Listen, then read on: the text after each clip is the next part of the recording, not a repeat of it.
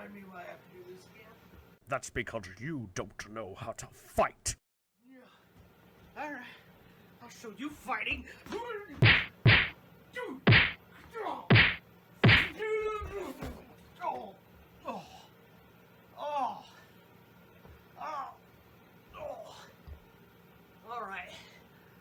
Alright. You're a mouthy one, huh? Okay. Alright. No more Mr. Nice Bend. Oh no. Oh, this isn't going to end well. Hey, what's up, guys? I knew Suplex couldn't handle me. That's right. Who needs to learn fisticuffs when you've got the watch? Anyway, guys, if today's skit didn't give it away, we're doing a Gouki Deck profile. And, yeah, I'm not gonna lie. That skit hurt. I actually hit my head doing that. Hope you guys can put up with the Superman bug. Anyway, we're going to be doing a Gouki Deck profile today because, guys, you have forgotten how insane this deck is. And I'm going to show it to you. So, that's going to be on today's video, guys. I'm really excited to announce this. I actually got to do a behind the screens with another YouTuber of, a little bit of renown. I'm sure you've heard of him by the, a small guy by the name of Clowny Knight.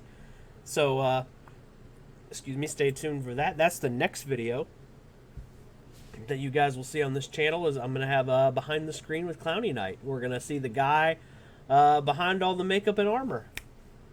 Anyway, guys, so if you're new to the way I do my deck profiles, what I basically do is we have this little conversation in the front. I'm going to throw you some replay footage in the middle so you guys can kind of see the deck in action.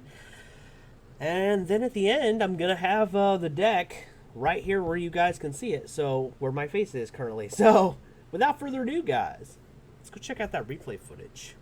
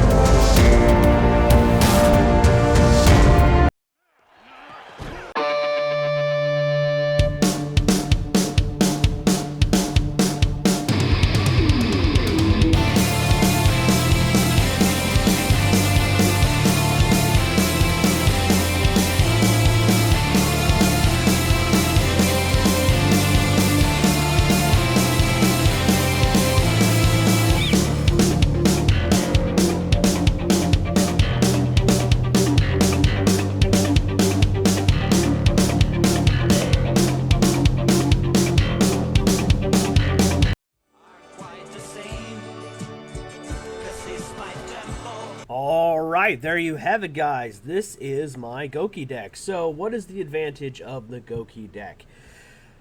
I'm sure some of you guys are kind of like, I don't see the value in it. So, first thing that you want to notice about the Gouki deck is basically this deck has a really good ability about keeping your hand full. You go plus super easy and can make up moves for next turns.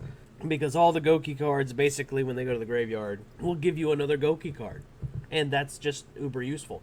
We play Parry Knight because Parry Knight is kind of a Gores, but for warriors. Basically, we take damage, you get a special summon this card, and then you can, and if you want, you can summon another monster from your hand that has attack equal to or less than the damage you took. Basically, this card is mostly used as with combo with Goukis that are in your hand. So basically, what's going to happen is your hand's going to fill up with Gouki cards that you're not going to be able to use that turn that you went and got them, most likely. So basically what Parry Knight's going to do is if when we take damage, he's going to summon himself, and then we're going, or themself, and then we're going to summon another Gouki monster, and then the opponent's going to destroy that, and maybe we can get another Gouki card that we can use on our turn. It's basically a defensive play, but a lot of times what ends up happening is the opponent will smack into our boss monster, the Gouki Giant Ogre, do damage. Our Giant Ogre's still there, and a lot of players get frustrated because their deck's not prepared to fight the Giant Ogre. Basically, he can't be destroyed in battle. That's a period.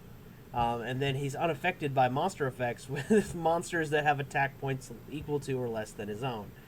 Also, if his attack points are different from his original points, whether they've been gained or lessened by his own effect, he has the ability to quick effect give himself an extra 1,000 points. So that's really cool, that's really useful, and being that this is the type of warrior deck that it is, it's really easy to get that effect off because we play the Divine Sword Phoenix Blade. Also, for some odd reason, if we were to, I know you guys didn't see this in the replay, but there was one game where where the opponent lost connection. I guess they rage quitted and I couldn't get the replay footage, so it is what it is. I put on Moon Mirror Shield on our big Gouki Giant Ogre here, and then his attack points reset afterwards, even though he had lowered his attack points to negate a targeting effect earlier in the game. So that's really cool. And the other thing is if the opponent activates a card effect that targets this card or monsters that this card points to, basically he can lose 500 attack and then he can negate that card. So that's what's really cool about this, is like his arrows, like the monsters he points to, are kind of like pseudo protected by the Giant Ogre, which I find very useful. And the fun thing about Master Rule 5 is, especially with this, the way that the Gouki deck is set up, is a lot of the Gouki monsters are more powerful now than they were during the, Master Rule 4. So how funny is that? Like, seriously, like, think about it. Gouki Great Ogre over here making big monsters lose attack points because they have big defense, too. So, basically, this guy, I mean, like, for example, if we were playing against a dinosaur deck, Gouki Giant Great Ogre would be quite a handful for them to get through. I mean, based off of the, obviously with the idea of limiting it to, like, the Ultimate Conductor Tyranno, for example. If he had to go up against the Great Ogre, he'd be like, oh no, one mono and mono, guess what? Great Ogre is going to be bigger. So it's a really neat little interaction. There's a lot of cards here that I feel like you're not necessarily, like, I never really played. Like, for example, I never really played the Master Ogre. I also, damn thing doesn't want to go into the sideboard, but you're gonna. Suck on that, Pro. I think I've only used the Solid Ogre once, and I've never used the Thunder Ogre.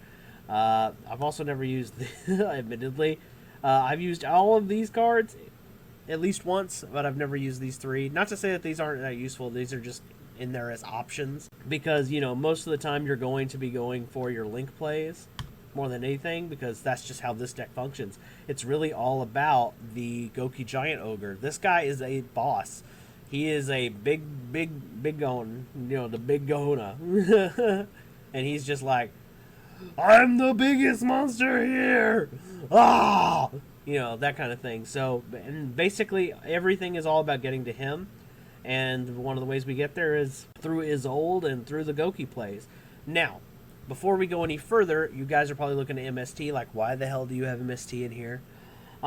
You could also replace this with Twin Twisters or the Paleozoic Trap, just whatever you want in here. This card is not important. But the point is, you need to have some kind of back row hate. So for this deck in particular, I have it for Mystic Mine, pretty much. You could also throw it in there for other things if you want. This is like for Mystic Mine, Floodgates, that kind of thing.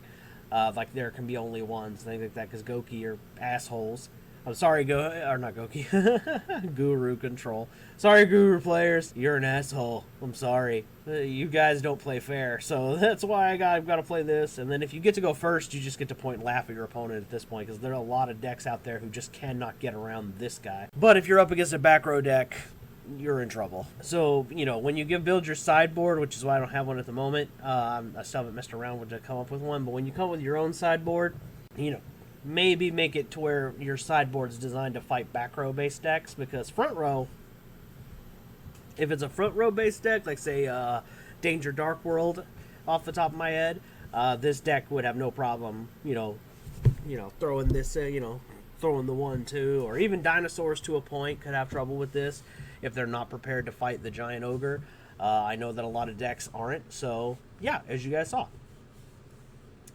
You saw, like, I think 2 out of the 3 decks that you guys saw me fight were control decks, so yeah. Also, heroes will have trouble fighting over this, because the Giant Ogre just kind of looks at them and laughs, like, well, I can't die, so haha, what are you gonna do? And of course, that's if you go first. If they go first, you might be in trouble. I don't know, because they set up the plasma play, and then you're kind of like, well, screw me. And then your only hope at that point would be to hopefully draw a Moon Mirror Shield and, like, attack over it. That might be your only hope at that point, but yeah, and but I mean, no deck's perfect, but this deck came out pretty well, and I'm pretty pleased with it. Had a few crazy interactions where just this guy's just like, I don't give a crap, screw you, and being unaffected by other card effects is kind of useful. So if you guys want to know of a way to improve the deck, make sure you put that in the comments below, and make sure you stick around in my next video, because we're gonna have Clowny Night on. And we're going to be talking a little bit about the man behind the makeup and the armor. So, anyway, guys, I am Ben 10,000 YGO. I'm your friendly neighborhood Yu-Gi-Oh! Superhero. I hope you enjoyed this Gouki video, and I will see you guys in the next one. Peace.